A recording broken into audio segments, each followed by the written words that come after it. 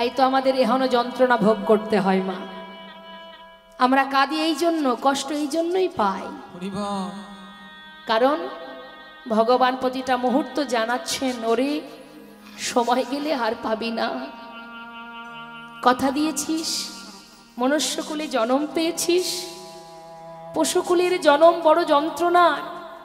কথা বলতে পারে না, দুহাত দিয়ে সেবা দিতে পারে না, কীটকুল, পক্ষীকুল, বৃক্ষকুল এগুলো সবই কষ্টের।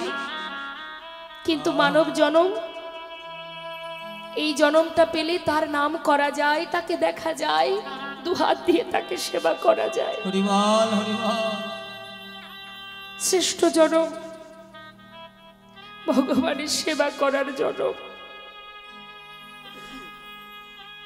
একবার জনম চলে গেলে, ফুরিয়ে গেলে আর পাবো কিনা জানি না। তাই আমাদের সংসারে জীবনে দ্বন্দ্ব, মারামারি, হানাহানি, কাটাকাটি যাই হয়ে যাক, ঘোর কলিতে পাপের ভাগ বেশি মা। অনাচার, দুরাচার, পাপাচার এই পৃথিবীটাকে ছেয়ে রেখেছে। প্রতিটা মুহূর্ত যাদের চিন্তা করছো তুমি, তারা তোমার কথা ভাববে না। তোমাকে ততক্ষণ ভালোবাসবে যতক্ষণ তুমি দিতে পারবে। যেদিন তুমি দিতে পারবে না, যেদিন তুমি দিতে গিয়েও একটু কম দেবে, সেদিন তোমার কাছে তোমার আপন জন শত্রু হয়ে দাঁড়াবে। কাকে ভাবছো তুমি আপন? সংসারে কেউই আপন নয়, সবই স্বার্থ, সবই মোহ, আর সবই মায়া। আপন তো সেজন যে তোমার দুঃখেও পাশে আছে, যে তোমার সুখের দিনেও পাশে আছে। দুঃখ হলে যার কাছে ছুটে যাই আমরা, যাকে জানাই মনের কথা, ঘরের কোণে বসে এক দৃষ্টিতে তোমার দিকে তাকিয়ে থাকে আর বলে, ওরে আজ বিপদে পড়েছিস তাই আমার কাছে এসেছিস। যখন তোকে সুখে রাখি তখন তো ফিরেও দেখিস না।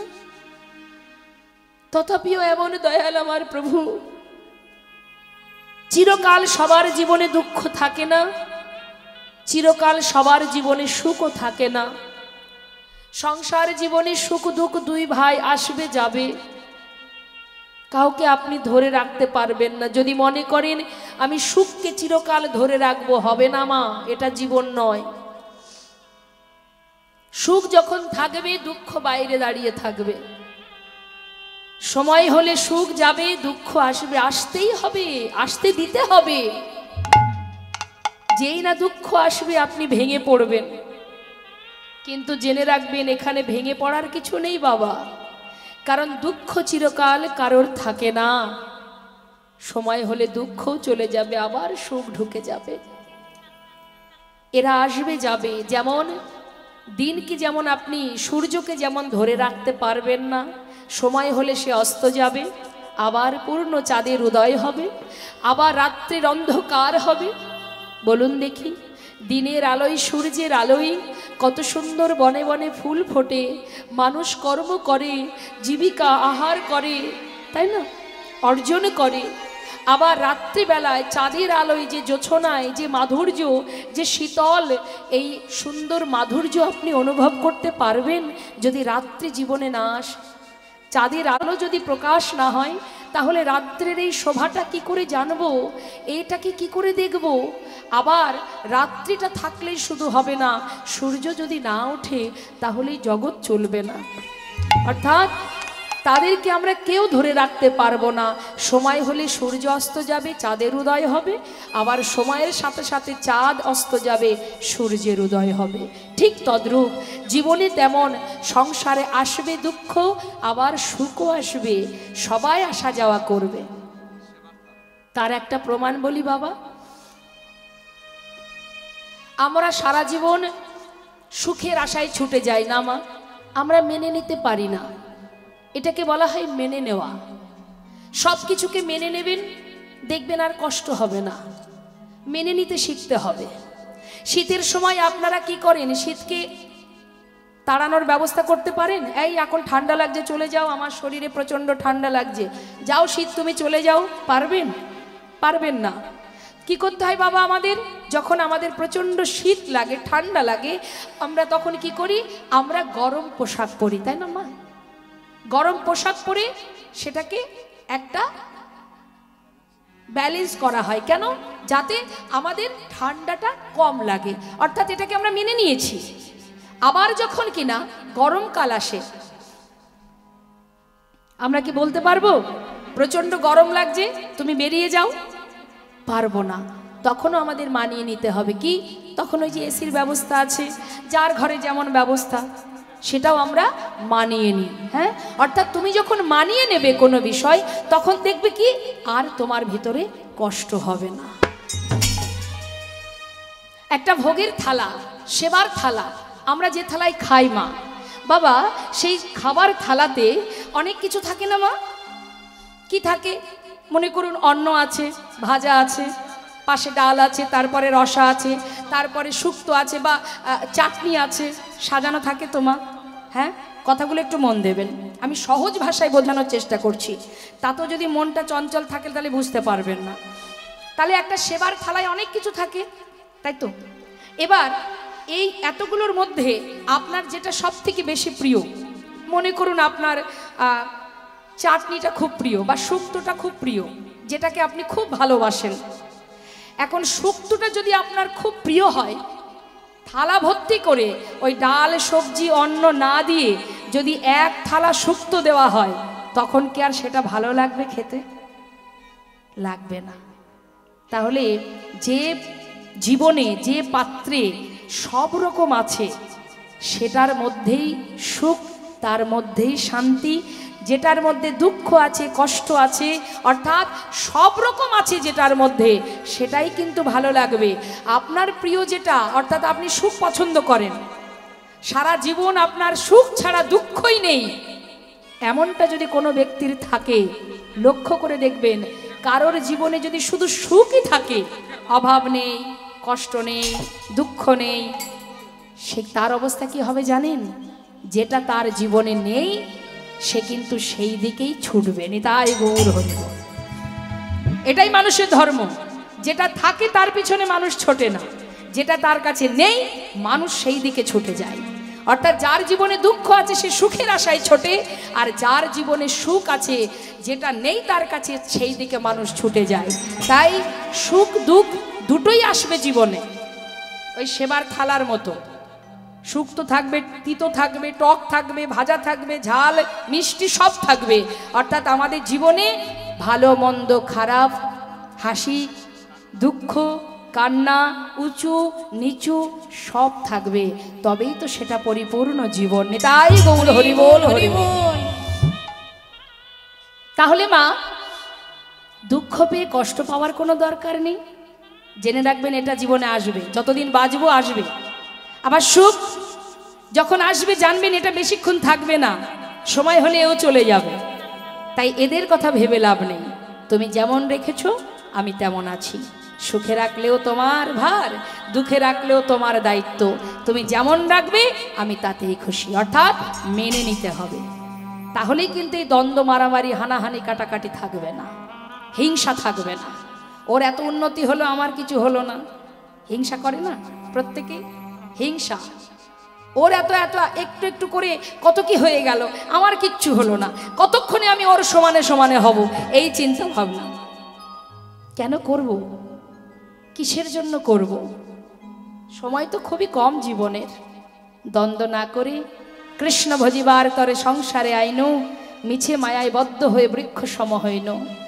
ফল রূপে পুত্র কন্যা ডাল ভাঙি পড়ে, কাল রূপে সংসারে পক্ষী বাসা করে। হে জীব, 84 লক্ষ জনি ভ্রমণ করে সাধের মানব জন্ম পেয়েছ। কৃষ্ণ বলার বদন পেয়েও যদি বলতে না পারো, তাহলে এই বদন পাওয়াই আমাদের ব্যর্থ। দুহাত পেয়েছি, মারামারি করব, মা বাবাকে চুলির মুঠি ধরে ঘর থেকে রাস্তায় নামিয়ে দেব, প্রয়োজনে প্রহার করব, সে হাতের কিবা দরকার? যে হাত আমার গোবিন্দের সেবায় লাগলো না, যে হাত সমাজের কল্যাণে লাগলো না, সে হাতের কোনো দরকার নেই। তাই কর্ম যদি করতে হয় তুমি দেখো, নিজেই করে দেখো, সঠিক কর্ম করো, মানুষকে ভালোবাসতে শেখো, তার প্রতি দ্বন্দ্ব বিবাদ না রেখে প্রভুর প্রতি ভরসা রাখো, নির্ভরশীল হও। যখনই তুমি তার উপরে নির্ভরশীল হবে তোমার দায়িত্ব তার হয়ে যাবে। নিজের দায়িত্ব নিজে নিও না, কারণ তুমি দায়িত্ব নেবার মালিক নও, তুমি কিচ্ছু করতে পারবে না। তুমি যেটা ভাববে তার বিপরীতটা হয়ে যাবে। কারণ আমাদেরকে পরিচালনা করছেন একজন, যিনি উপরে বসে আছেন, খেলাচ্ছেন আমাদের, তার ইচ্ছা মতন আমাদের খেলাচ্ছেন। তাই তুমি ভেবে কি করবে? তাই তো মা, যারা বুঝেছে, যারা তাকে জেনেছে, যারা চিনেছে তাকে, তারা আর এই ঘোর মায়ার সংসারে বসে নেই। যেমন ষড়গোস্বামী, যিনি আছেন লালাবাবু জগৎ শেঠ, যারা সমস্ত জমিদারি ধন ঐশ্বর্য সব ফেলে একটা ছিন্ন বস্ত্র পরিধান করে চলে গেছে গোবিন্দের রাঙা রাতুল চরণতলে। কি হবে এত মারামারি হানাহানি করে? কি হবে দ্বন্দ্ব করে? জেনে রাখো, তোমার বলতে জগতে কিছুই নেই, সব কিছুর মালিক সেজন, তোমারও মালিক সেজন। তুমি জানো না, তাই তুমি বুঝতে পারছো না। এই জন্য কীর্তনের আসর, এই যে কীর্তনের আসরগুলো কেন করা হয়? জীবকে বোঝানোর জন্য। আমি কে আমার কেন মরে যারে তপত্রয়, ইহানা জানি জীবের কইছে হিত হয়। ভাগবত কথা শোনো, কৃষ্ণ কথা শ্রবণ করো, লীলামৃত আস্বাদন করো, তবে বুঝতে পারবে যে তুমি কে, তোমার পরিচয় কি, কি তোমার করণীয়, আর তুমি কি করছো, তখনই বুঝতে পারবে। কাঁচা সোনার মতো দেখতে এমন মানুষ আর তো কেউ নেই গো আমাদের কাছে, একমাত্র আমার গৌর সুন্দর। সে ঘোল খেয়ে তোমাকে দাম দিতে পারেনি, কিন্তু কি আর বলবো গোয়ালা, তিনি যেমন দাম দিতে পারেননি, আমরা তো তারই সঙ্গী গো, আমরা করি কোথায় পাবো? কি বললে? তোমাদের কাছেও করি নেই? ওই ঠাকুর যে বলল তোমাদের কাছ থেকে করি নিতে, এখন তোমরাও বলছো করি নেই। তবে কি ঠাকুর আমায় মিথ্যা বলল? আমার এত বড় ক্ষতি করে দিল, কেন করে দিল এমন ক্ষতি বলো? আমি তো কোনো অপরাধ করিনি, আমার এত বড় ক্ষতি কেন করলো? হায় হায় পোড়া কপাল, এ আমার কি হলো? পথে বসে কাঁদছে মা। ভক্তরা কি করবে? তারা তো দাম দিতে পারছে না, তারা লজ্জায় পাশ কাটি কাটি সবাই চলে যাচ্ছে। গোয়ালা চিন্তা করছে, আর পথে বসে বসে কাঁদলে কি আর আমি আমার এই ঘোলের দাম পাবো? তারা তো চলে গেল, কি আর করা যাবে? আজ আর ভালো লাগছে না বিকিকিনি করতে, যাই ঘরে চলে যায়। এই মনে করে যেই না বাঘটা তুলতে যাবে কাঁধে, হঠাৎ দেখছে মা বেজায় ভারী, নিতাই গৌর হরিবোল হরিবোল। চিন্তা করুন, এত ভারী, আমার বাঘ তো হালকা হবার কথা। ভগবানে কখন কাকে কিভাবে কৃপা করে কেউ বুঝতে পারে, কেউ পারে না। কিন্তু যখন তিনি কৃপা করেন তখন আমরা মনে করি আমরা বোধহয় করেছি, আর যখন কষ্ট পাই তখন মনে করি কি তিনি দিয়েছেন, নিতাই গৌর হরিবোল।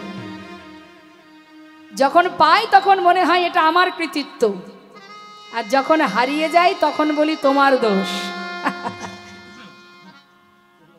তা ভগবান কিভাবে কৃপা করলেন? গোয়ালা বাঘ তুলতেই পারছে না, কি ব্যাপার, এত ভারী কেন? ছোট ভাণ্ডগুলো নামিয়েছে, দেখি তো কি হলো। যে ভাণ্ডের ঘোল প্রভু সেবা করেছে মা, সঙ্গে সঙ্গে দেখছে সেই ভাণ্ডের কানায় কানায় পরিপূর্ণ স্বর্ণ মুদ্রা। বাঘ ফেলে দিয়ে ছুটতে ছুটতে গৌর হরির পাছু পাছু, গৌর হরি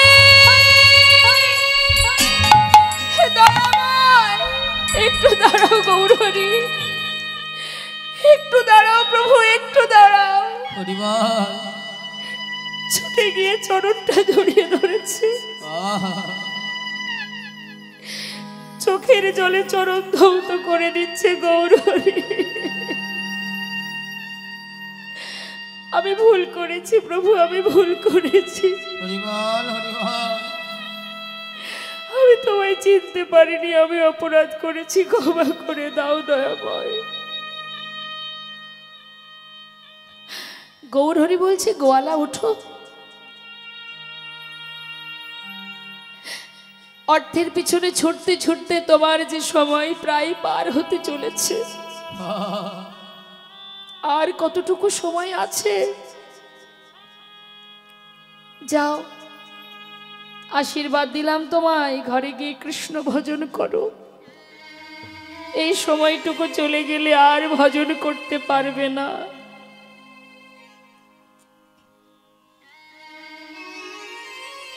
যাও, আশীর্বাদ দিলাম। প্রভু গো, আমি অপরাধ করেছি, আমি বুঝতে পারিনি। গোয়ালাকে আশীর্বাদ করলেন, গোয়ালা বিদায় নিলেন। মাগো, একটা কথা জানবেন, তিনি খোদায় অন্ন দেন, তিনি পিপাসায় বাড়ি দেন, তিনি আমাদের অঙ্গের পোষণ দেন, তিনি দেন তাই আমরা পাই, তিনি না দিলে পেতাম না। যিনি সৃষ্টিকর্তা, যিনি বিশ্ব ব্রহ্মাণ্ডের মালিক, যিনি অনাদির আদি, তিনি দিচ্ছেন তাই পাচ্ছি। কেউ পাচ্ছে, কেউ পাচ্ছে না। বস্ত্র পাচ্ছে না, বস্ত্রের অভাবে তার দিন যায়। আপনি পাচ্ছেন, এটা আপনার স্বীকৃতি। তাই একটা কথা সব সময় জানবেন, আমাদের নিজেদের কোনো ক্ষমতা নেই নিজেকে চালনা করার। এই যে সুন্দর দেহটা ভগবানের দেওয়া, এই মানব দেহটা, এটা একটা পোশাক, এটা একটা পোশাক, মানুষের পোশাক। যারা পশুর মধ্যে আছে, যে আত্মা আছে পশুর মধ্যে, ওই পশুর দেহটা সেটাও একটা পোশাক। কীটকুল, পক্ষীকুল, এগুলো একটা পোশাক মা। তাই এই দেহটা আমি নই। আমি কোনটা? এই যে শক্তি, কথা বলার শক্তি, দেখার শক্তি, আপনাদের সামনে দাঁড়িয়ে হাত নাড়িয়ে যে কথা বলার শক্তি, আপনাদেরকে দেখছি, দেখার দৃষ্টি, এটা কোনটি? এটাই হলো আমি, যেটা আমার এই দেহের মধ্যে আছে। এই দেহটা আমার নয়, এর মালিক সেজন। যখন চাইবে ঘাড় ধাক্কা দিয়ে এই দেহ থেকে আমাকে বের করে দেবে। দিনেও দিতে পারে, রাতেও দিতে পারে, তখন তার যখন মর্জি হবে তখনই বের করে দেবে। তাহলে এই দেহটা তার দেওয়া ঘর, এর মধ্যে আমি বাস করছি। আমি মানে শ্বাস, পরমাত্মা, সূক্ষ্ম আত্মা। ওই আত্মাটাই হলো আমি, যেটা আছে বলে আজ আমি আপনাদের সামনে দাঁড়িয়ে আছি। যেদিন এটা থাকবে না, অর্থাৎ আমি চলে যাব, এই দেহটা কিন্তু পড়ে থাকবে, এটা মাটি হয়ে যাবে। এই দেহটা তাই আমার নয়, কারোর দেহ কারোর নয়। দেহের মধ্যে যে সূক্ষ্ম আত্মা জানবেন, সেটাই হলো আপনি। তাই তিনি এই সুন্দর দেহ দিচ্ছেন, তাই আমরা পাচ্ছি। যার দেখার নয়ন নেই সে জানে না থাকার জ্বালা। একটা সুন্দর কথা মনে পড়ে গেল, একটু বলি বাবা। একজন নাস্তিক ব্যক্তি, যারা ভগবানকে ভালোবাসে না, জগতে অনেকেই আছে। তা নাস্তিক ব্যক্তি যারা হয়, তারা মনে করে আমি ভগবান। এখন একজন সাধু বাবা, তিনি এসেছেন অযোধ্যায়, এসে প্রভুকে দর্শন করবার জন্য কিছুদিন সেইখানেই আছেন। তা থাকার তো একটা জায়গা দরকার, তো একটা ভাড়া বাড়িতে আছেন বাবা, একটা ঘর ভাড়া নিয়েছে। তা যে ঘরে সেই সাধু বাবা আছেন, সেই ঘরে আরো একজন আছেন, তিনি হচ্ছেন নাস্তিক ব্যক্তি, কিন্তু তার অর্থ আছে। সে হচ্ছে ইহজগতের টাকা পয়সার ধনী, আর যে সাধু তিনি হলেন কৃষ্ণ প্রেমের, ভগবানের নামের ধনী। নিতাই গৌর হরি বল। তিনি ভগবানের ধনে ধনী, আর ইনি হচ্ছেন অর্থের ধনে ধনী। এখন নাস্তিক ব্যক্তি একজন আর সাধু একজন, দুজনের মধ্যে কোনো কিছুতেই মিল হচ্ছে না। হয় কি হবে? তা চলতে এর চলাফেরা আর এর চলাফেরা তো এক হবে না। এখন নাস্তিক ব্যক্তি যে বাবা, সে যখন ঘুমায়, দেখা গেল সে ওঠে সকাল 10টায়, আর সাধু তার আগে রাত 3টে থেকে উঠে করতাল বাজিয়ে হরিনাম করতে থাকে। এখন তার ঘুমের ডিস্টার্ব হয়, অসুবিধা হয়। হ্যাঁ, কি এই সাধু প্রতিদিন করতাল বাজিয়ে হরিনাম করবে, রাত 10টা পর্যন্ত হরিনাম করবে, কাজে সমস্যা, ঘুমাতে সমস্যা, চলতে সমস্যা, কি করে চলবে এই লোকটাকে নিয়ে? একদিন সেই সাধুকে বলেই ফেললেন, এই যে ও সাধু, এই করতাল বাজানো বন্ধ করো। করতাল বাজিয়ে হবেটা কি? নিজে না খাটলে মুখে খাওয়া জুটবে না, এটা বন্ধ করো। করতাল বাজিয়ে গেলে খাওয়া জুটবে? পয়সা রোজগার করতে হবে, অর্থ রোজগার না করলে মুখে ভাত জুটবে না। অনেকেই বলে কীর্তন শুনে কি হবে, কীর্তন শুনলে তার পেট ভরবে না। অনেক বোকা লোক আছে এগুলো বলে। তা সেই ব্যক্তি যখন জন্ম নিয়েছিল, মাতৃগর্ভ থেকে ভূমিষ্ঠ হয়েছিল, বেশ তো মায়ের কোলে বসে বসে দুগ্ধ পান করেছিল। তার খাবারটাকে সে নিজে এনেছিল? আনেনি। তুমি যে আসবে ধরাতে, তুমি কি খাবে, সেটা আগে থেকে তিনিই পাঠিয়ে দিয়েছেন। এমনভাবে পাঠিয়েছেন, সন্তান যদি স্তনদুগ্ধ পান করে তার কোনো ক্ষতি হবে না। যেমন উষ্ণ তেমন মিষ্টি, সব কিছু গুছিয়ে মাপ করে পাঠিয়েছে, বাচ্চার জন্য কোনো ক্ষতি না হয়, সন্তানের জন্য কোনো ক্ষতি না হয়। তাহলে তিনি পাঠাচ্ছেন, আমি আসবো তার আগে আমার খাবারটা তিনিই পাঠাচ্ছেন। তাই তো বসে বসে মায়ের কোলে জন্ম হতে না হতেই দিব্যু আমরা কি করি? মায়ের কোলে বসে দুগ্ধ পান করি, তাই না? তবে এমন ভাবে তিনি দেন, সন্তান মানুষ করার মতোই দেন। হ্যাঁ, তাহলে ভরসাটা তাকে করো, তার প্রতি ভরসা রাখো। এই যে সমস্যাটা আমাদের প্রত্যেকের অনেকের মধ্যে আছে, তাই এর জন্য এই প্রমাণটা দেওয়া মা। এখন সে নাস্তিক ব্যক্তি বলছে যে হরিনাম করে বসে বসে করতাল বাজিয়ে হরিনাম করলে কি আর পেট ভরবে, খাওয়া জুটবে? তার জন্য পয়সা রোজগার করতে হয়। তখন সেই সাধু বলে উঠলেন, ভরবে, ভরবে, হ্যাঁ, খাওয়া জুটবে। তুমি যদি তার নাম করো, সেই তোমাকে সব দেবে। হ্যাঁ হ্যাঁ, খোদায় অন্ন দেবে, পিপাসায় জল দেবে, অঙ্গের পোশাক দেবে, চলার শক্তি দেবে, বলবার শক্তি দেবে, তোমাকে দেবে। সে যদি চায়, সে যদি মনে করে, সে তোমাকে খাওয়িয়েও দেবে, মানে মুখে তুলে খাওয়িয়ে দেবে। এ আবার কি কথা? ভগবান খাওয়িয়ে দেবে? আমি যদি নিজে হাতে না খাই, ভগবান এসে খাওয়িয়ে দেবে? বলে দেবে। খাওয়িয়ে দেবে নয় শুধু, সে যদি চায় তোমাকে মেরে মেরে খাওয়াবে। এ আবার কি কথা? ঠিক আছে, তাহলে পরীক্ষা করে দেখা যাক। ঠিক আছে, শোনো, তোমার ভগবান কেমন করে আমাকে মেরে মেরে হাতে তুলে খাওয়ায়, আমি তার প্রমাণ চাই। এই 24 ঘন্টা আমি কিচ্ছু খাবো না, 24 ঘন্টা আমি না খেয়ে থাকবো। আমি দেখবো 24 ঘন্টার মধ্যে যে এই যে যার নাম করছো বসে বসে, কি করে সে আমাকে ধরে আমাকে খাওয়িয়ে দেয়। বেশ, পরীক্ষা করো। সেই নাস্তিক ব্যক্তি কি করেছে বাবা?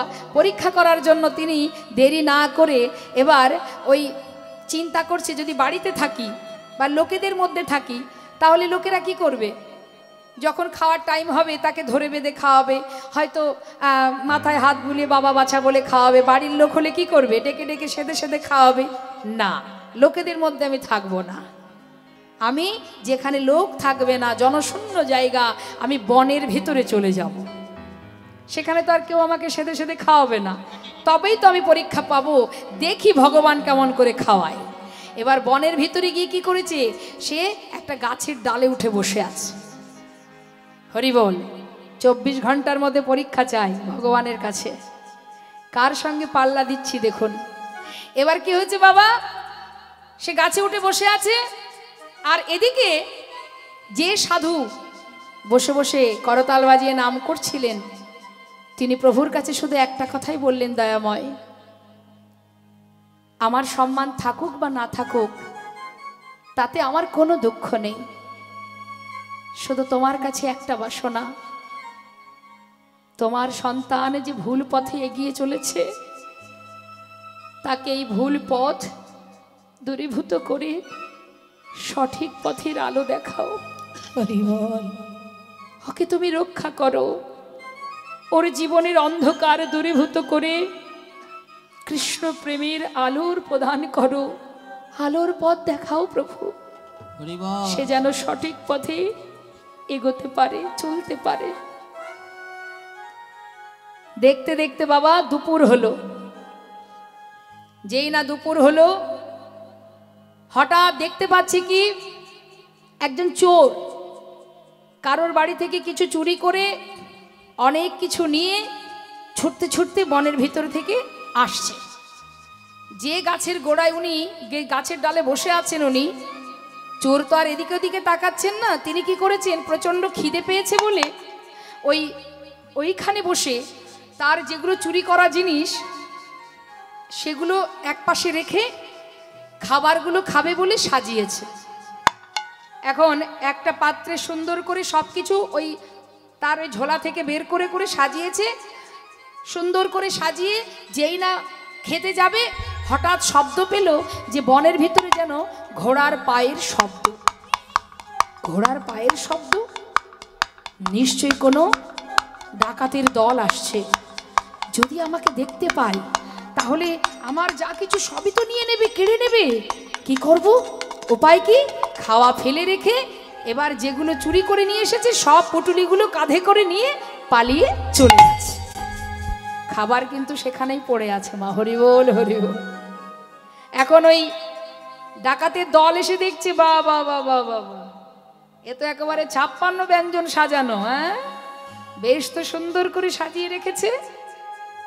কার কাজ? এই সর্দার, এটা সুন্দর করে সাজিয়ে রেখেছে, এটা কি কোনো জাল পেতে রেখেছে ধরার জন্য? মনে হয় এটা জাল পাতা। হ্যাঁ, জাল বিছিয়ে রেখেছে আমাদের জন্য, আমাদের ধরবে বলে। এর মধ্যে মনে হয় বিষ মেশানো আছে, তাই না? যেই খাবো সেই মরবো।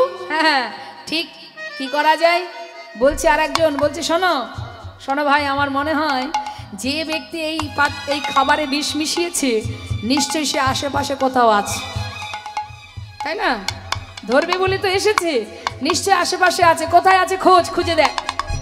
খুঁজছে, সবাই মিলে খুঁজতে খুঁজতে দেখছে গাছের ডালে একজন বসে আছে। নিচে আয়, নেমে আয়। সে নিচে নেমে এসেছে। নিচে নেমে এসে হাতটা ধরে যায়, এর মধ্যে তুই বিষ মিশিয়েছিস? না না, আমি কিছু করিনি, আমি কিছু জানি না। জানি না মানে? এখানে এই খাবারগুলো ছড়ানো আছে, পাতা আছে, সবই সুন্দর করে সাজিয়ে রাখা আছে, আর তুই আছিস। তাহলে তুই ছাড়া এ কাজটা কে করেছে? হ্যাঁ রে, এর মধ্যে বিষ মিশিয়েছিস? সত্যি করে বল, বিষ মিশাসনি তো? ঠিক আছে, তাহলে আগে তুই খা। আগে তুই খাবি। যদি দেখি বিষ মেশানো নেই তবে আমরাও খাবো। হ্যাঁ, খাবি না মানে? খা বলছি, আগে খা। সে তো কিছুতে খাবে না, পণ করেছে খাবে না 24 ঘন্টার মধ্যে। বলছে না আমি খাবো না। খাবি না? এই ওকে ধর, ধর ওকে। একজন ধরেছে আর একজন এক মুঠো সেই খাবার নিয়ে তার জোর করে মুখে ঢুকিয়ে দিয়েছে। খাবি না? খেতে তোকে হবে নি। তাই গৌর হরি বল, হরি বল, হরি বল। 24 ঘন্টা পার হলো না মা, তার আগেই প্রমাণ পেয়ে গেল প্রভু যদি চান তিনি সবই করতে পারেন। তাই গৌর হরি বল, হরি বল। নবদ্বীপ ধাম কি, গৌর সুন্দর কি।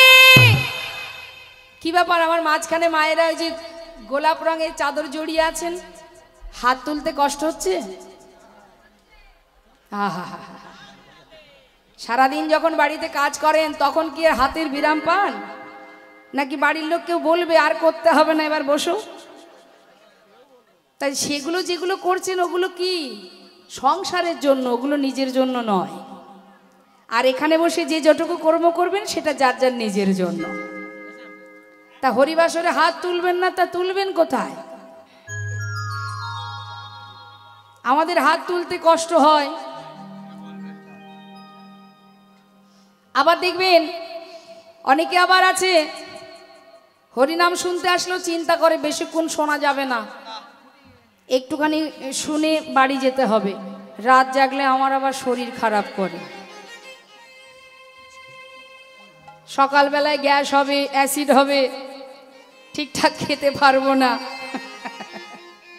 বাবা যতই আমরা চেক দিই না কেন, অ্যাসিডও ছাড়বে না, কোনো ব্যাধি আমাদের ছাড়বে না। একবার বুকে হাত দিয়ে বলুন তো দেখি, এত তো লক্ষ্য রাখছেন শরীরের প্রতি, রোগ ব্যাধি মুক্ত আছেন এমন কোনো ব্যক্তি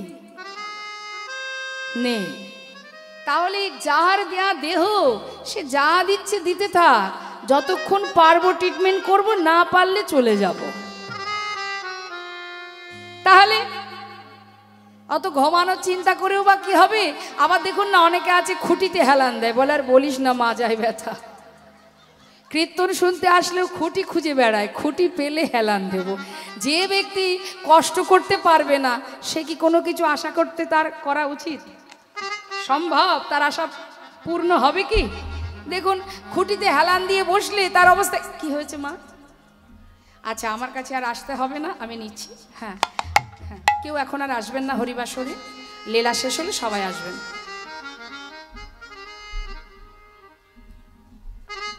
যে উদ্দেশ্যে আসা, সবাই প্রণামী দিচ্ছেন, দক্ষিণা দিচ্ছেন, ঠিক আছে। যে উদ্দেশ্যে আসা সেটা আগে শেষ হোক, তারপরে আমার ভাগ্যে যতটুকু আছে আমি অবশ্যই পাবো। কিন্তু এখন এসে এই লীলার মধ্যে বিঘ্ন ঘটানোর কোনো দরকার নেই। জয় নিতাই। তা বাবা, এইটাই আমাদের সমস্যা, যে আমরা হরিনাম শুনতে বসে কৃপণতা করি। বাড়িতে কাজের বেলায় কৃপণতা করি না, সব পাই টু পাই কাজগুলো করে নিই। কিন্তু হরিনাম শুনতে বসলে হাত তুলতেও কষ্ট, হরি বল বলতেও কষ্ট। তার অবস্থা কি হবে? কিছুক্ষণ পরে তো তার ঘুম আসবেই। কলি তো সুযোগ বুঝে বসে আছে, যেই না সুযোগ পাবো সোজা গিয়ে ঘাড়ে চেপে বসবো। মাজার ব্যথা, পার ব্যথা, ঘাড়ের ব্যথা, আর বলিস না ভাই, এবার আমার বাড়ি যেতে হবে, বড্ড কষ্ট হচ্ছে। কিন্তু সব কষ্ট তখনই ভুলতে পারবেন যখন আপনার মনটা গোবিন্দ চরণে ডুবে যাবে। নাম শুনতে শুনতে হৃদয়ে কৃষ্ণ প্রেম জেগে উঠবে। আপনাকে এখান থেকে উঠিয়ে নিয়ে যাবার ক্ষমতা কারোর থাকবে না। অর্থাৎ সেই দিকটা আমাদের লক্ষ্য রাখতে হবে। হাত তুলবো এখন, অনেকে দেখবেন হরিনাম শুনতে এসে হাত তোলা তো পড়ে থাক, যদি একটু হাতে তালি দিতে বলি এইভাবে দেয়। প্রেস্টিজের ব্যাপার, লোকে কি বলবে? হরিনাম শুনতে এসে জোরে জোরে হাতে তালি দেব, চারিদিকে মিডিয়া জগৎ হয়েছে, ক্যামেরায় কত দিকে ছড়িয়ে যাবে। হাত তুলবো, পরের দিন সকালবেলায় পাড়ার লোক বলবে, কিরে হ্যাঁ বড় ভক্ত হয়ে গেলি দেখলাম, সেদিন টিভিতে দেখছিলাম হাত তুলে হরি বল বলছিলি। লোকের জ্বালায় মরণটা হয়ে গেল। কৃষ্ণ ভজন করব, তাতেও জ্বালা। সে তো রাধারানী বলেই দিয়েছে যে জ্বালা থাকলেও শাশুড়ি ননদিনীর লাঞ্ছনা গঞ্জনা সহ্য করেও ছলনার আশ্রয় নিয়ে গোবিন্দ দর্শনে, গোবিন্দ সেবায় যেতেন। তাই ভগবানের সেবার তরে যদি আপনার ছলনা করতে হয়, তাতেও কোনো অপরাধ হয় না। ছলনা করে আসবেন বাড়ি থেকে, দুঃখ নেই, দুহাত তুলে হরিনাম করবেন। লোকে কি বললো তাতে কি আসে যায়? পরের কথায় কি বা আসে যায়? মিছে দাগা তুমি পেও না। তাই কৃপণতা অন্য জায়গায় করবেন, হরিবাসরে করবেন না। কেমন? এই জন্মে হাত পেয়েছি, যদি গোবিন্দ চরণে দুহাত না তুলতে পারি, সেবা করতে না পারি, তাহলে হাত পাওয়াই বৃথা। পরের জন্মে আর হয়তো দেবে না, কর্মটা তো করতে হবে। তা বাবা, ওই দেখবেন হরিনাম শুনতে বসে হাতে তালি দেয় না, এক জায়গাতে দেয়। মনে করুন সে হরিনামে এসে হাতে তালি দিতে পারে না, মান সম্মানে লাগে। কিন্তু তার বাড়িতে যদি বাচ্চার জন্মদিন হয়, কত লোকজন নিমন্ত্রণ হয়, বন্ধু বান্ধব আসে, মোমবাতি, ঝাড়বাতি ইত্যাদি ইত্যাদি সব ব্যবস্থা হয় বাচ্চাকে খুশি করার জন্য। তখন জোরে জোরে হ্যাপি বার্থডে টু ইউ বলি না? তখন কিন্তু বাবা মা বা পরিবার সবাই হাতে তালি দিয়ে খুশি করে। আর হরিনামে এসে হাতে তালি দিতে গেলে তখন একমাত্র সেই পারবে জোরে জোরে হরিনাম করতে, হাতে তালি দিতে। কে পারবে? যার আত্মার সঙ্গে পরমাত্মার মিলন ঘটবে।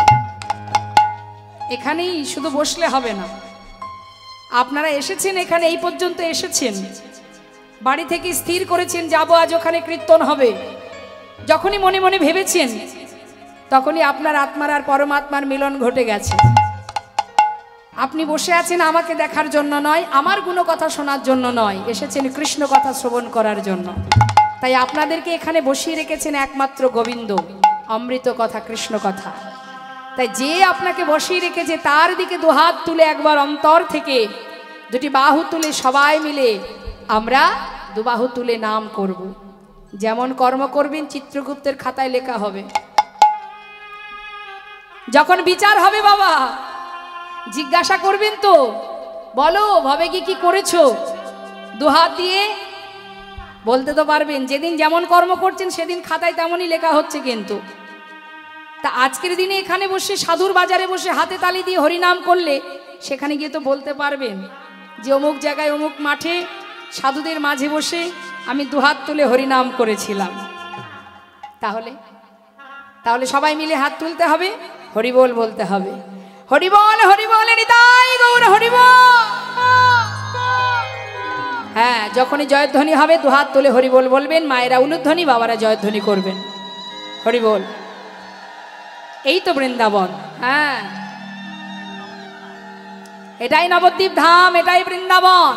বৃন্দাবন তৈরি তারাই করবে যারা প্রকৃত ভক্ত হবে।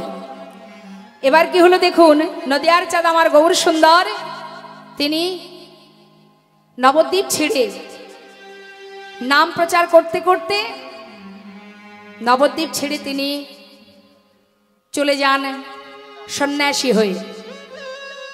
যখন সন্ন্যাসী হয়ে চলে যান তখন মা সচিমা কাঁদছেন, গোটা নবদ্বীপবাসী কাঁদছে। নিত্যানন্দ প্রভু তাড়াতাড়ি করে ভাইকে পথের মাঝখান থেকে আবার ধরে এনে শান্তিপুরে অদ্বৈত আচার্য প্রভুর গৃহে মা সচিমায়ের সঙ্গে গৌরহরির মিলন করান। যখনই কিনা মিলন হলো মা দেখলেন ছেলে সন্ন্যাসী হয়ে গেছে। আর যে সন্ন্যাসী হয় তাকে ঘরে রাখা যায় না মা, কোনোদিন আপনি ধরে রাখতে পারবেন না। চিন্তা করলেন মা, ছেলে যখন সন্ন্যাসী হয়েছে তাকে আর ঘরে বাঁধবো কি করে?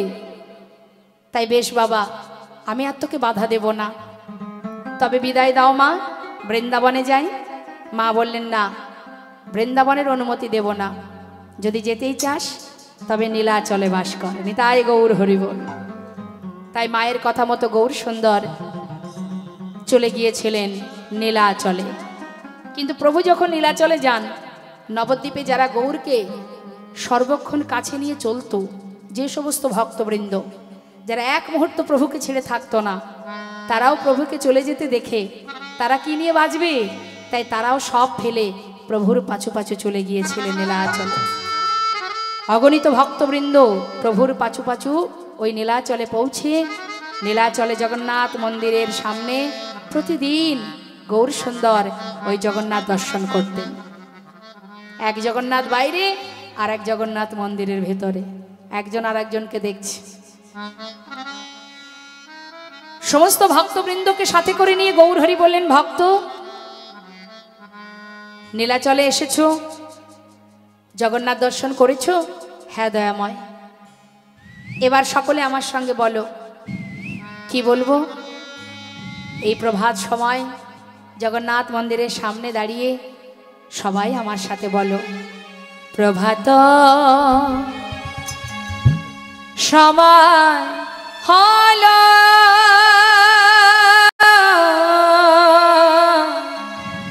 কৃষ্ণ কৃষ্ণ বলো। প্রভাত সময় হলো,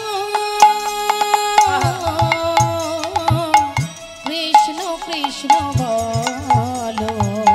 কৃষ্ণ ভজ কৃষ্ণ চিন্ত, কৃষ্ণ নাম করস, নাম বিনা কলি জীবে গতি নাহি।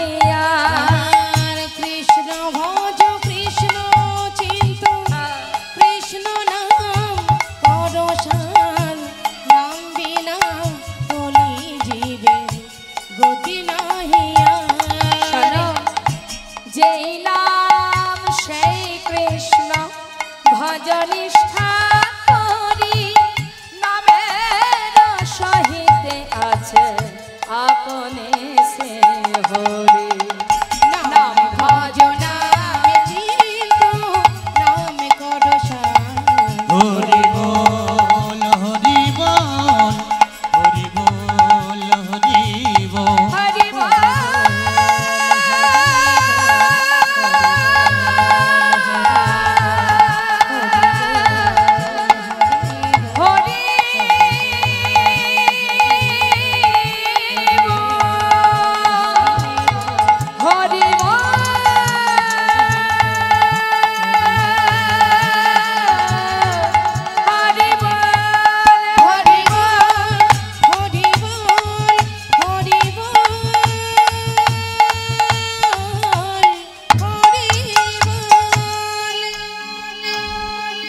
নীলাচলের মাঠে ভক্তদের নিয়ে আনন্দ করছেন গৌর সুন্দর। হঠাৎ তিনি দেখলেন এক ভক্ত বেশ কিছু দূরে দাঁড়িয়ে দাঁড়িয়ে কাঁদছে। কে কাঁদছে মা? যার ঘরে এই অগ্রদ্বীপে, আপনারা অনেকেই হয়তো গিয়েছেন। এই অগ্রদ্বীপটা কোথায়? যদি আপনি নবদ্বীপ থেকে কাটোয়ার পথে যান, কাটোয়ার পথে যেতে মাঝখানে এই অগ্রদ্বীপ পড়ে, যেখানে মকর সংক্রান্তি তিথিতে সেই অগ্রদ্বীপের গোপীনাথ আজও ভক্তের জন্য পিণ্ডদান করছে। ওই গোপীনাথের সেবার জন্য যিনি ছিলেন গোবিন্দ ঘোষ, তিনি যখন জানতে পারলেন যে গৌরহরি পুরী ধামে, তিনি তো প্রভুকে বেশি ভালোবাসতেন বাবা। তিনি সব ফেলে চলে যান পুরী ধামে।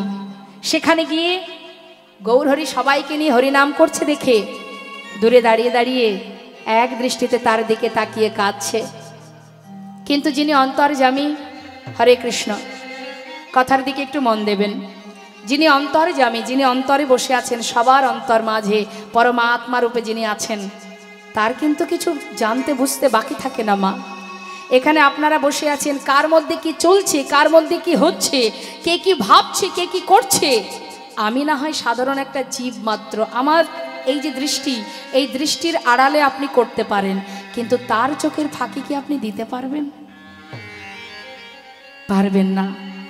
মানুষের আড়ালে অনেক কিছু করা যায়, কিন্তু ভগবানের চোখের ফাঁকি কে দেবে বলো?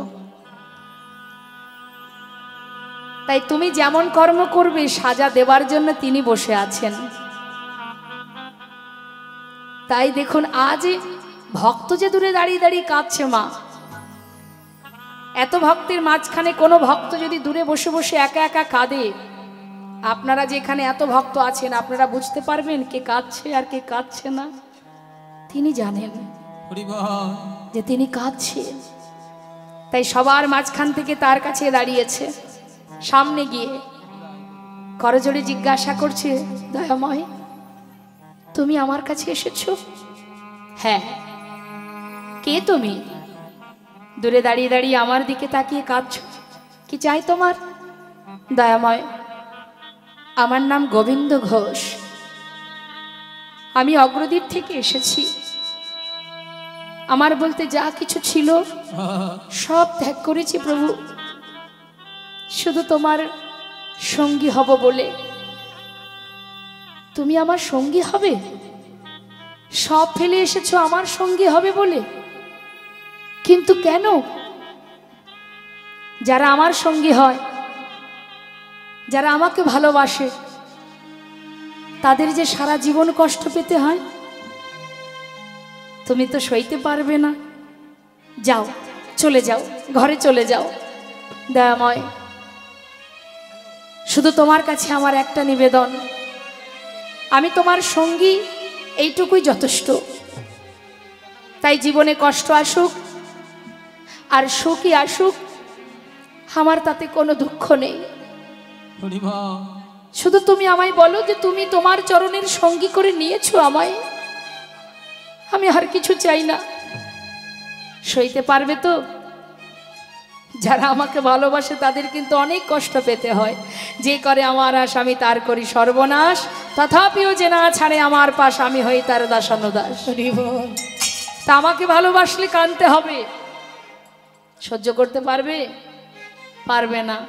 পারবো প্রভু, আমি পারবো, আমি যে তোমায় ভালোবাসি। তাই কষ্ট আসুক আর সুখই আসুক, আমি তোমায় ছেড়ে থাকতে পারবো না। তুমি কথা দাও তোমার সঙ্গী করে নেবে আমায়। বেশ, তাহলে আজ থেকে তুমি আমার সঙ্গী।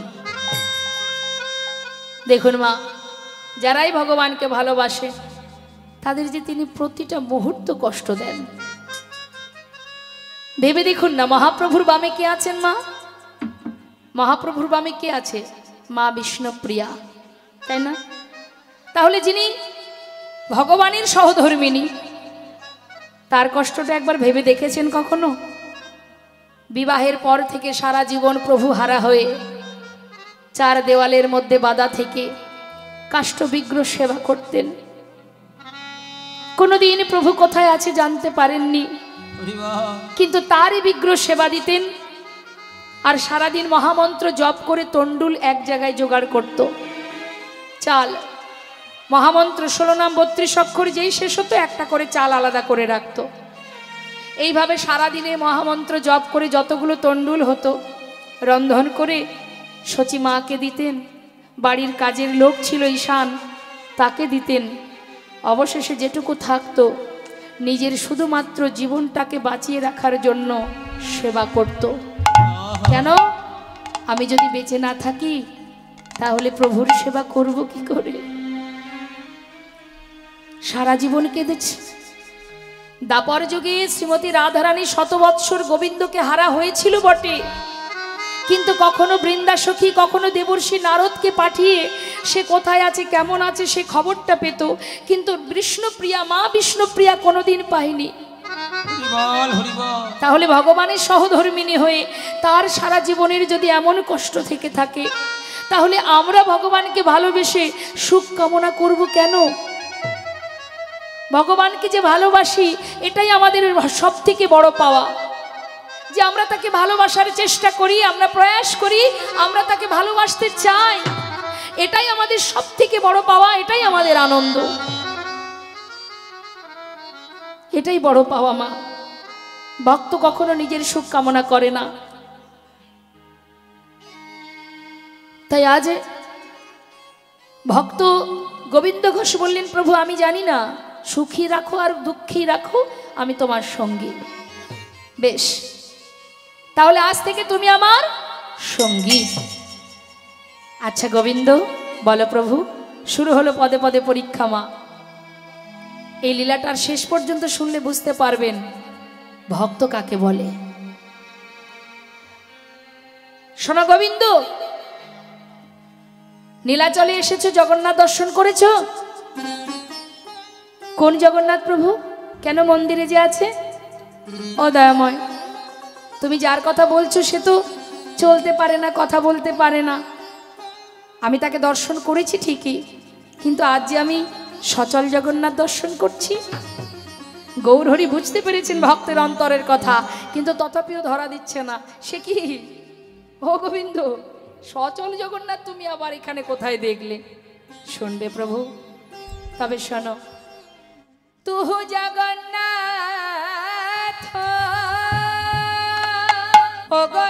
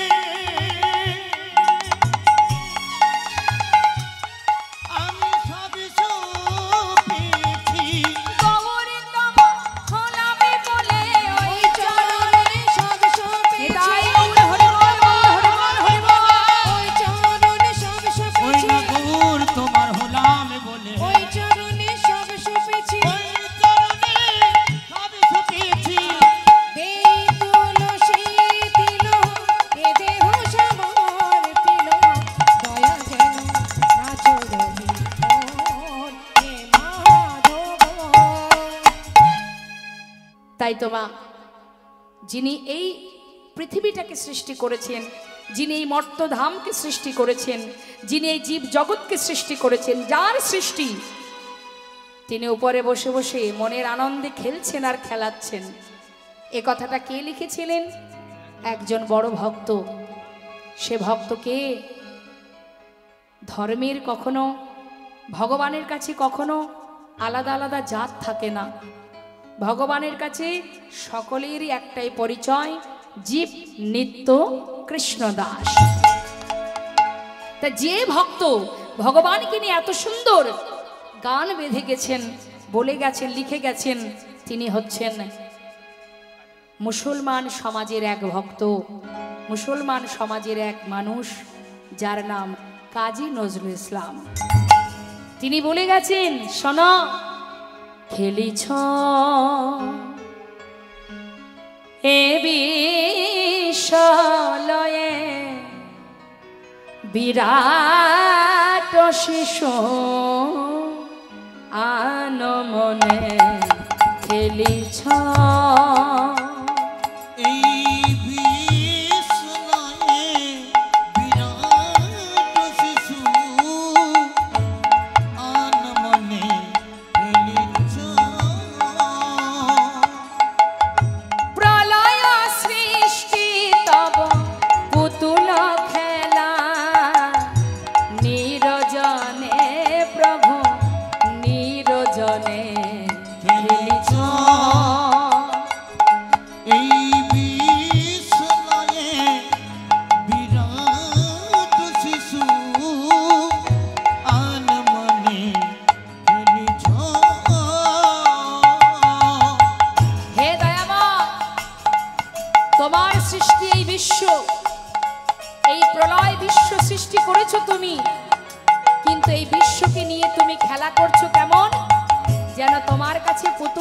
মনে হয়। হরিবোল হরিবোল।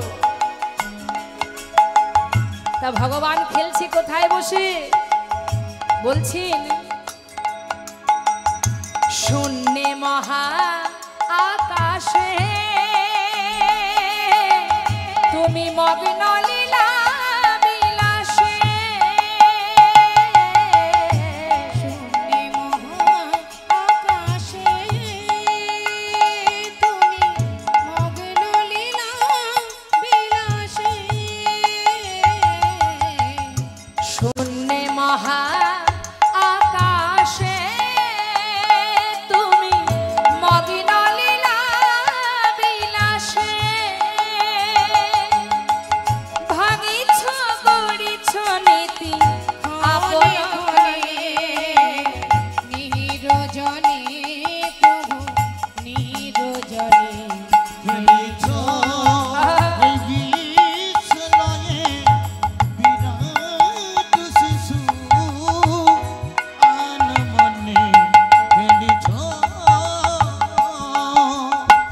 তাই আমাদের কর্ম শুধুমাত্র একটাই, সেটা কি? হাজার কাজের মধ্যে দিয়ে কৃষ্ণ ভজন করা। নিজের বদনেই, নিজের বদনেও যদি নাম কর। শাস্ত্রে বললেন, আলাদা করে সেজে গুজে নতুন বস্ত্র পরে শুদ্ধ কাপড় পরে ভগবানের নাম করতে যেতে হবে না। কলিতে মহাপ্রভু এমন সহজ পদ্ধতি, এমন উপায় দিয়েছেন মা। কি বলছে? হাতে করো কাজ, যেখানে থাকো যেমন থাকো। তুমি ভেবো না যে স্নান করব, ঠাকুর ঘরে যাব, তারপরে গিয়ে নাম করব, না, কোনো দরকার নেই। যেখানে থাকবে যেমন থাকবে, অপবিত্র পবিত্র বা সর্ববস্থাঙ্গত পিবা যৎসারি পুণ্ডরিকাক্ষ সবার জপান্তর সূচি। অন্যান্য যুগে ভগবানকে পাওয়ার জন্য যাগযজ্ঞ করতে হতো। এখন যাগযজ্ঞ করতে গেলে মনে করুন কয়েক মাস ধরে তার আয়োজন করতে হতো, তাই না মা? তারপরে যজ্ঞ হতো। সেই যজ্ঞ করবার পর সেই যজ্ঞে সন্তুষ্ট হয়ে তবেই ভগবানের দেখা পেত। আরও অন্যান্য যুগে, সত্য যুগে ছিল ধ্যান তপস্যা। যুগ যুগ ধরে তপস্যা করতে হতো, না হলে ভগবানকে পাওয়া যেত না। তার মানে কি? আলাদা করে ব্যবস্থা নিতে হতো ভগবানকে দেখতে গেলে, পেতে গেলে। কিন্তু কলিতে কিচ্ছু না। কৃত্যে যদ্ধায়তে বিষ্ণু ত্রেতায় যজ্জতে মক্ষ দা পরে পরিচর্যং কলো তদ্ধরি সংকীর্তন। করুণাময় প্রভু বললেন, হে জীব, আলাদা করে কিছু করতে হবে না। যেখানে থাকবে যেমন থাকবে, সূচি থাকো অসুচি থাকো, তুমি যেখানে থাকো পবিত্র থাকো অপবিত্র থাকো তাতে দুঃখ নেই, যখনই তুমি হরিকে স্মরণ করবে সেই মুহূর্তেই তোমার ভিতর বাহির পবিত্র হয়ে উঠবে। নিতাই গৌর হরি বল, হরি বল। অর্থাৎ সর্বক্ষণ চলতে ফিরতে হরিনাম করো।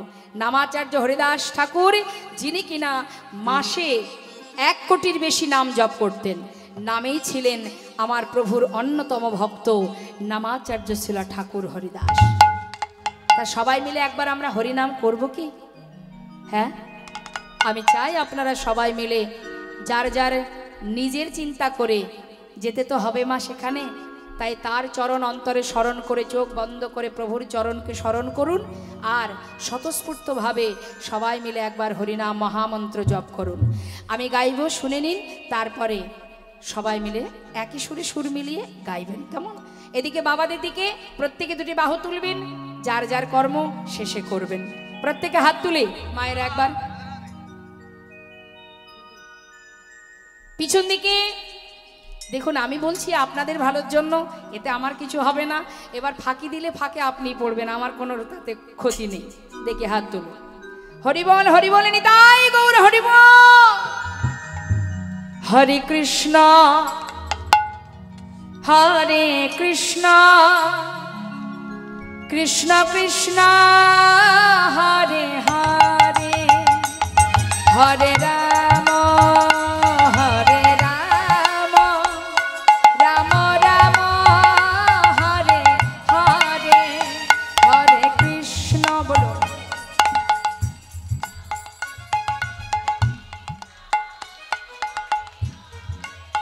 বাবা।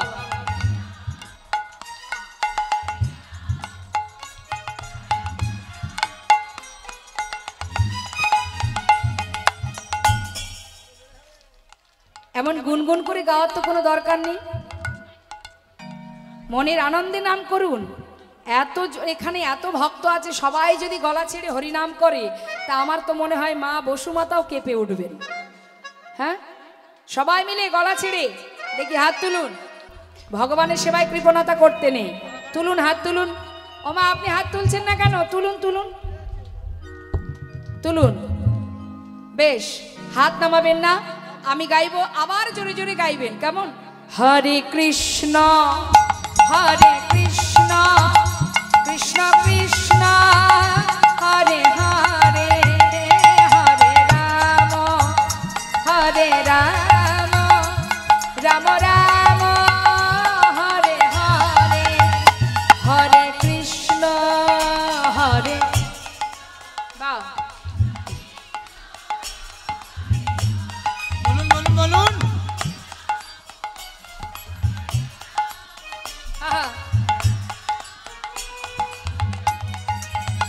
হরে কৃষ্ণ হরে কৃষ্ণ কৃষ্ণ কৃষ্ণ হরে হরে, হরে রাম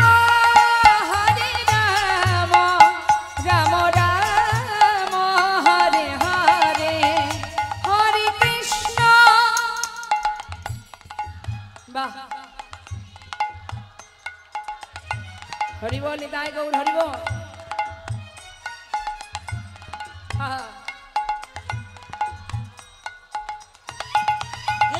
হরে কৃষ্ণ হরে হরি বল, গৌর হরি কৃষ্ণ বল। কৃষ্ণ কৃষ্ণ হরে হরে, হরে রাম হরে রাম, রাম রাম হরে হরে, হরে কৃষ্ণ হরে কৃষ্ণ কৃষ্ণ কৃষ্ণ হরে হরে, হরে রাম রাম রাম হরে হরে, হরে কৃষ্ণ হরে কৃষ্ণ হরি বল, হরি কৃষ্ণ বল, হরি কৃষ্ণ হরে হরে, হরে রাম রাম রাম। হরে হরে। নিতাই গৌর হরি বল, গৌর হরি বল, হরে কৃষ্ণ আজ এই যে মধুমাখা হরিনাম মহামন্ত্র জপ, এই নাম যদি তুমি জপ করতে পারো, বৈষ্ণব মহাজন বললেন আমার দয়াল গৌর সুন্দর, তাকে যদি ডাকার মতো ডাকা যায়, তাকে যদি ভালোবাসতে পারো, তাহলে কি হবে? অসাধনে চিন্তামণি বিধি মিলালো আনি অসাধনে চিন্তামণি বিধি মিলালো আমার গোরা বড় দয়ালো থাকো এমন হবার নয় গোরা বড় দয়ালো ঠাকুর, এমন হবার নয়। কোন সাধনে ভজন লাগিল না রে কোন সাধন ভজন লাগলো না রে। সে যে এমন দয়াল গুণনিধি সে ধেজেছে নাম বিলাল দয়া গুণনিধি সেধে নাম বিলালো। একবার ধরল গ্রহণে কর বলে সে ধেজেছে নাম বিলাল ধরল গ্রহণ কর বলে সেধে যেছে নাম বিলালো। ধরল গ্রহণ কর বলে যেছে সেধে নাম বিলালো। ধরল গ্রহণ কর বলে কোন সাধন ভজনে লাগলো না রে সেধে যেছে নামে দিল। সাধনে ভজন লাগলো না রে। যেছে সেধে নাম বিলালো। সাধনে ভজন লাগিল না রে যেছে সেধে নাম বিলালো। সাধন ভজন লাগিল না রে সাধন ভজন লাগিল না। রে আমার দয়াল গৌর হরি এমনই একজন সাধন ভজন লাগবে না যেচে সেদে ধরল গ্রহণ করো বলে হরিনাম দিয়েছেন। এমন দয়ালকে যদি কেউ ভালোবাসতে পারে, তার বিদ্যা যদি না থাকে, অর্থ যদি না থাকে, কোনো দুঃখ নেই। মহাজন বললেন বেদ বিদ্যা দোহ কিছু নাহি জানত বেদ বিদ্যা দুহ কিছু নাহি জানে। ঘর কলিকালে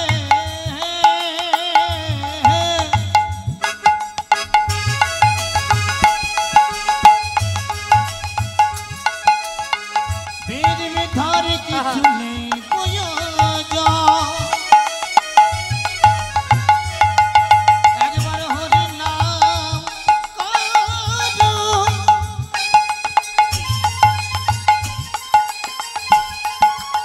তোমাদের দিদাকে জ্বালা আর রবে না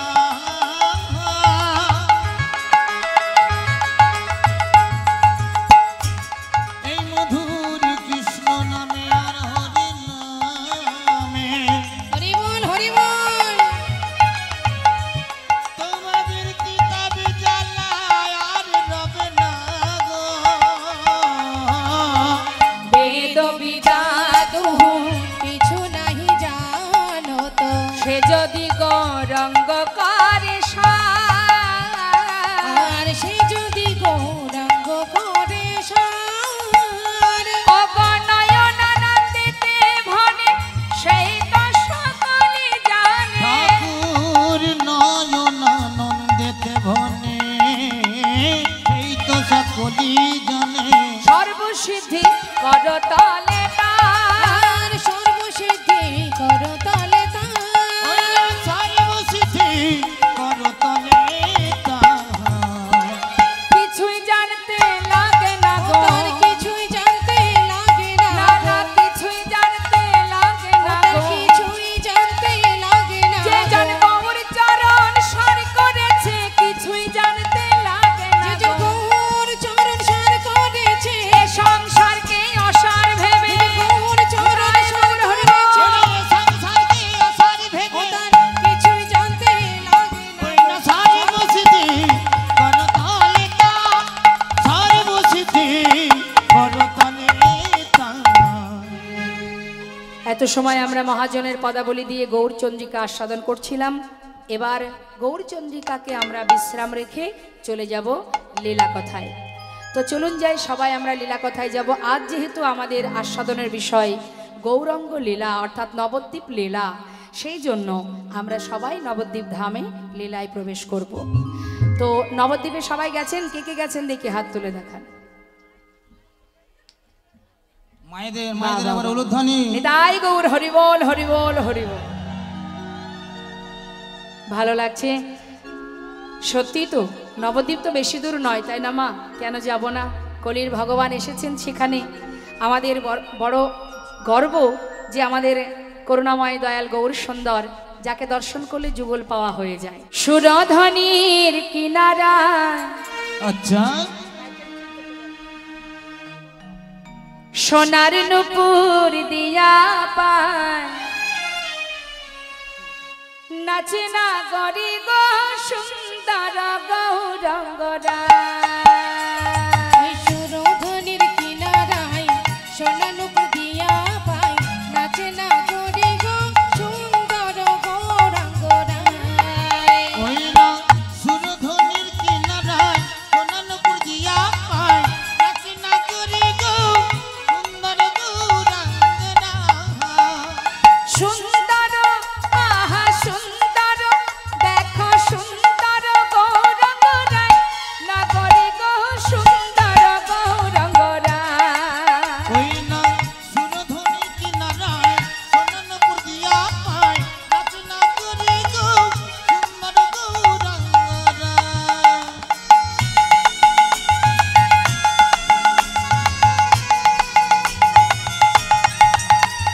সুন্দর তিলক গো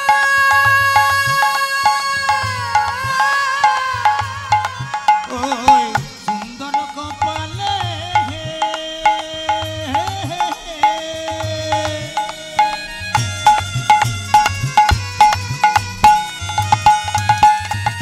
সুন্দর তিলক গো।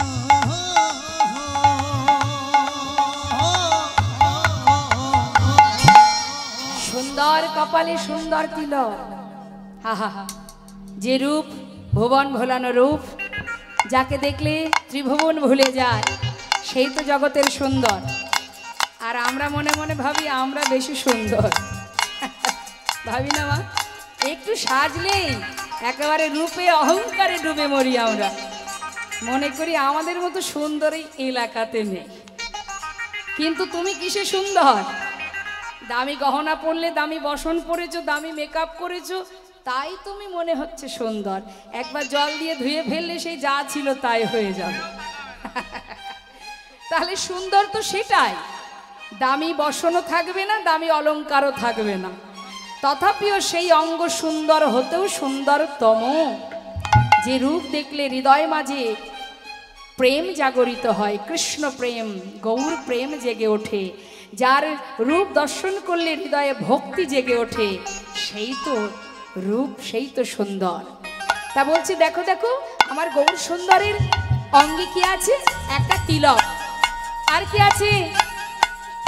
আহা সুন্দর খান, আচ্ছা সুন্দর খান নামা বলে যায় না গরি গো সুন্দর গৌরাঙ্গরায়। ওই না সুরধ্বনির কিনারায় সোনা নুপুর দিয়া পায় নাচে না গরি গো সুন্দর গৌরাঙ্গনা।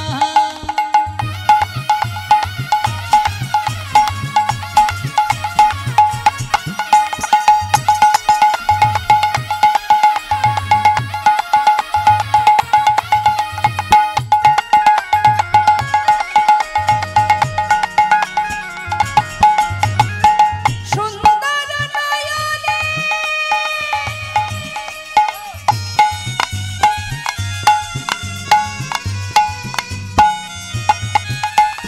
চাই গো রাজার পানে গো।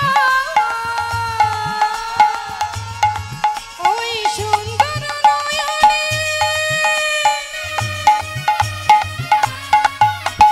চাই গো রাজার পানে গো। গৌরহরি তার নয়ন দিয়ে যদি কারোর দিকে একবার দৃষ্টি দেয়, কারোর বদনে কারোর নয়নে যদি তার দৃষ্টি পড়ে, কি হবে মা?